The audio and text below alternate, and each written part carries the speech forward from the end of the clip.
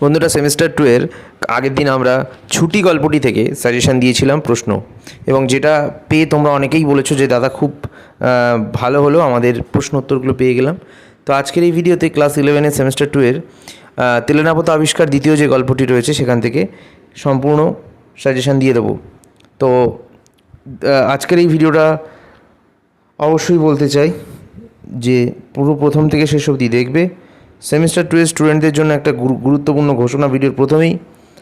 এই সাজেশানটি নয়, বাংলার পুরো টোটাল গল্প, কবিতা, প্রবন্ধ সব কিছু নিয়ে একটি বিষয়ের সাজেশান 100 টাকা করে। কত বললাম? 100 টাকা করে কিন্তু সাজেশান। এবং অবশ্যই তোমরা এই সাজেশানটা কিনতে পারো, এবং এই শুধু সাজেশানটা না, তোমরা এই প্রশ্ন উত্তর সমস্ত সহ সাজেশান কিন্তু পেয়ে যাবে বাংলা বিষয়ের মাত্র 100 টাকায়। একটি বিষয় 100 টাকায়। 5টি বিষয় তোমরা 11-12 যাদের 5টি বা 6টি বিষয় রয়েছে, প্রত্যেকটি বিষয় কিনলে 100 টাকা করে প্রতি বিষয় পড়বে। তোমাদের এই ভিডিও মাধ্যমে আমরা ফ্রিতে প্রশ্নগুলো দিয়ে দেবো, কিন্তু উত্তর সহ যদি সাজেশান কেউ চাও 100 টাকার বিনিময়ে একটি সাবজেক্ট কিনতে পারো।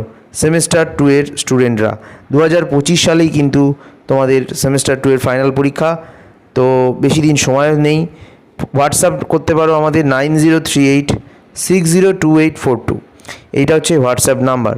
এই নাম্বারে ফোন করে তোমরা সকলে আমাদের সাথে যোগাযোগ করতে পারো এবং হোয়াটসঅ্যাপ থেকে সাজেশান কিনে নিতে পারো। তো এবার মেন সাজেশান ভিডিওতে আসা যাক। তেলেনাপোত আবিষ্কার থেকে যে কোশ্চেনগুলো আসবে সেগুলো আকাশি রঙের লেখা রয়েছে, উত্তরগুলো কিন্তু কালো রঙের লেখা রয়েছে।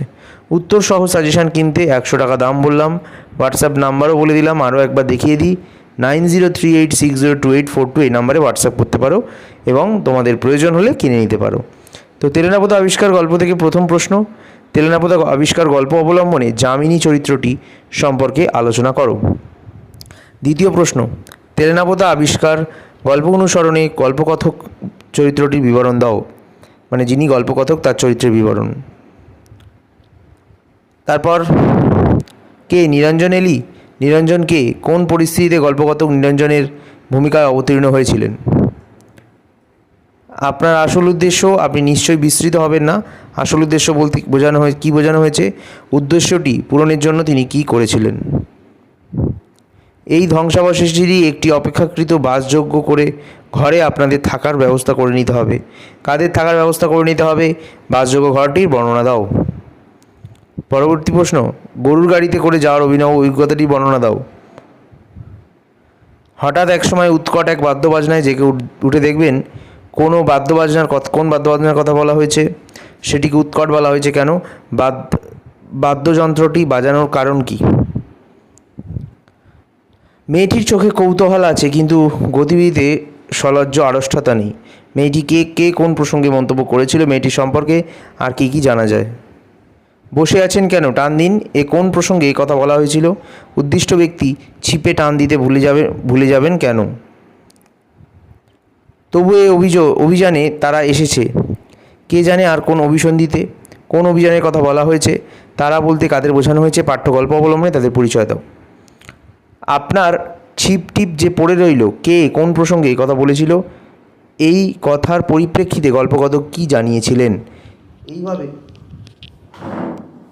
এইভাবে পরের প্রশ্ন, হাত পাগুলো নানা স্থান থেকে কোনো রকমে কুড়িয়ে সংগ্রহ করে কাঠের পুতুলের মতো আড়ষ্টভাবে আপনারা একে একে নামবেন।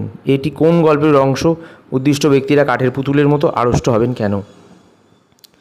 তেলেনাপোত আবিষ্কার গল্প অবলম্বনে যামিনীর মায়ের চরিত্রটি আলোচনা করো। নেক্সট, তেলেনাপোত আবিষ্কার গল্প অবলম্বনে তেলেনাপোতার গ্রাম্য পরিবেশে বর্ণনা দাও। আপনাকে কৌতূহলী হয়ে যামিনীর পরিচয় জিজ্ঞাসা করতেই হবে। আলোচ্য অংশটির প্রসঙ্গ নির্দেশ করো। উদ্দিষ্ট ব্যক্তি যামিনীর সম্পর্কে কী তথ্য জানতে পারবেন? যামিনীর সম্পর্কে এটা তো উত্তরই। ছোট গল্প হিসাবে তেলেনাপোত আবিষ্কার কতখানি সার্থক হয়েছে তা আলোচনা করো। তারপর না মাসিমা আর পালাবো না, কে কাকে উদ্দেশ্য করে উক্তিটি করেছে? এই উক্তির আলোকে বক্তার মানসিকতার পরিচয় লিপিবদ্ধ করো। তারপর পরের প্রশ্নতে চলে যাব। সে শব্দে আপনারা কিন্তু প্রতীক্ষায় চঞ্চল হয়ে উঠবেন। কারা কোথায় প্রতীক্ষা করবেন, কোন শব্দের কথা বলা হয়েছে, তাদের প্রতীক্ষা ব্যর্থ হয়েছে হবে কিনা লেখো। একবার ক্ষণিকের জন্য আবিষ্কৃত হয়ে তেলেনাপোতা আবার চিরন্তন রাত্রির অতলতায় নিমগ্ন হয়ে যাবে। কোন প্রসঙ্গে লেখক এই মন্তব্য করেছেন? তেলেনাপোতা কীভাবে চিরন্তন রাত্রির অতলতায় নিমগ্ন হয়ে যাবে। তেলেনাপোতা আবিষ্কার গল্পের রচনাশৈলী সম্পর্কে আলোচনা করো। একটি স্বপ্নের বুদবুদ ক্ষণিকের জন্য জীবনের জগতে ভেসে ওঠে, আবার মিলিয়ে গিয়েছে। অংশটি ব্যাখ্যা করো।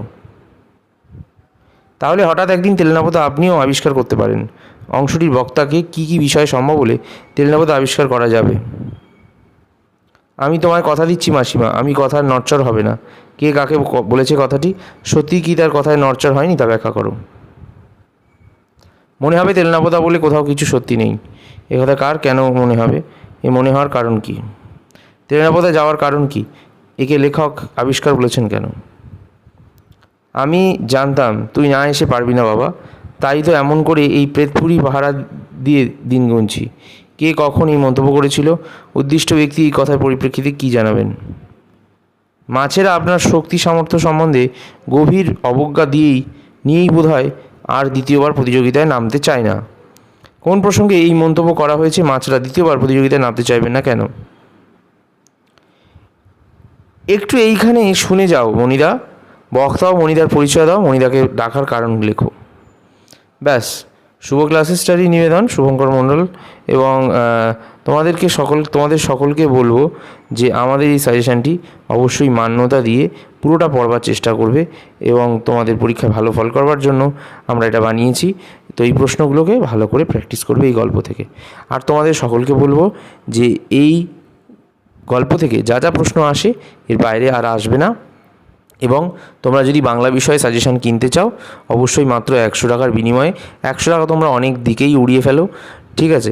এই হোয়াটসঅ্যাপ নাম্বার রয়েছে 9038602842, মাত্র সামান্য কিছু পয়সার বিনিময়ে তোমাদেরকে আমি কিন্তু সাজেশানটি দিচ্ছি। অবশ্যই গুরু দক্ষিণা দিয়েই কিন্তু গুরুর জিনিস নিতে হয়, নাহলে কিন্তু সেই দ্রব্যের মূল্য থাকে না। তাই তোমাদেরকে বলবো গুরুকে দক্ষিণা দিয়ে তোমরা কিন্তু পড়াশুনো করো। তোমাদের অবশ্যই আমি আশীর্বাদ করছি তোমাদের ভালো পরীক্ষার রেজাল্ট হবে।